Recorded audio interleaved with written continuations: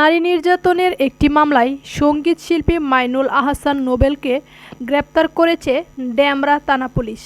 ঢাকা মহানগর পুলিশের গণমাধ্যম ও জনসংযোগ বিভাগের ডেপুটি কমিশনার তালিবুর রহমান এই তথ্য নিশ্চিত করেছেন।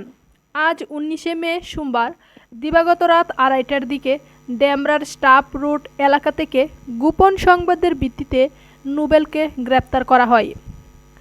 তিনি আরও জানান, তার বিরুদ্ধে ডেমরা থানায় নারী নির্যাতনের একটি মামলা রয়েছে। সেই মামলায় তাকে গ্রেপ্তার করা হয়েছে।